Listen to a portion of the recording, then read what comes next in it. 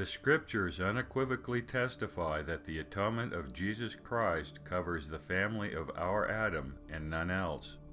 After all, the entire plan of salvation, including the atonement, was ordained in the premortal council, which included all those spirits who would inhabit our earth. It was a matter of common consent of all those involved, which did not include the inhabitants of worlds without number. The council approved the great Redeemer, Jesus Christ.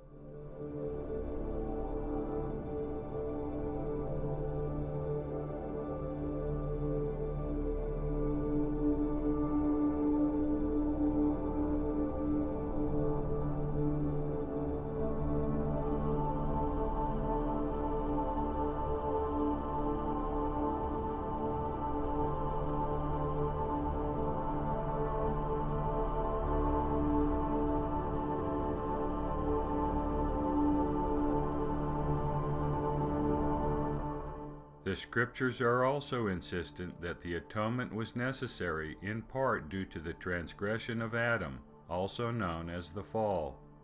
It was not an infinite number of transgressions by an infinite number of Adams, nor was it an infinite number of falls that set in motion the atonement of Jesus Christ. It was one Adam who fell and one Christ who atoned for the fall. The transgression and subsequent fall of Adam brought death into the world. It is the atonement of Jesus Christ that will bring about the resurrection, thus conquering death. Again, one man, Adam, brought death into the world, and it was one man, Jesus Christ, who overcame death through the resurrection.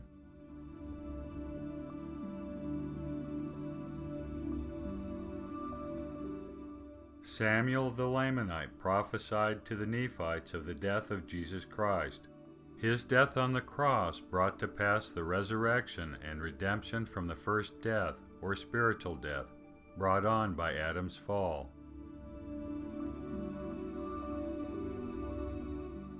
Of course, the first death can only be so within the local context of our world. There is no first death in the infinite and eternal context of the entire universe.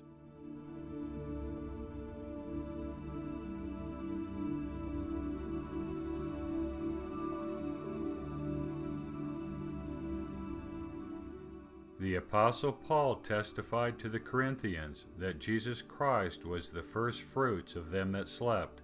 He meant that Jesus Christ was the first to be risen from the dead. Lehi, in his counsel to his youngest son Jacob, made the connection between being the first fruits of the resurrection and being the first to rise from the dead.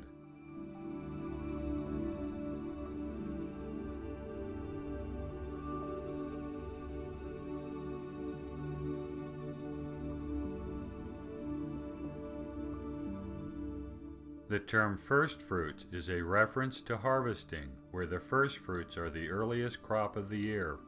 The term has come to mean the first products or results of anything.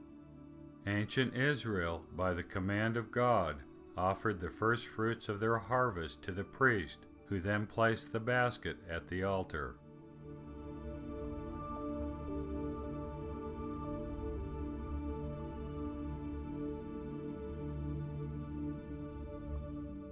Like all things in the law of Moses, the offering of the firstfruits typified Jesus Christ.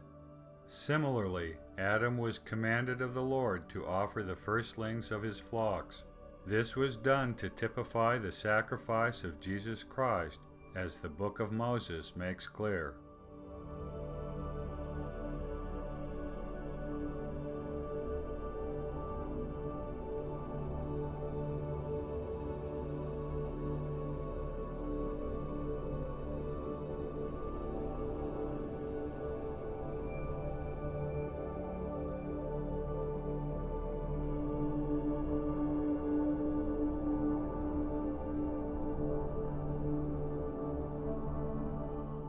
Both the firstlings and the first fruits typified the resurrection of Jesus Christ, the first to rise from the dead.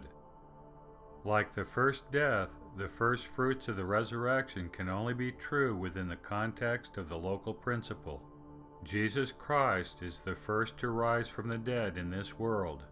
God the Father was resurrected in an earlier iteration of the plan of salvation on another world. So too, all the infinite gods of eternity.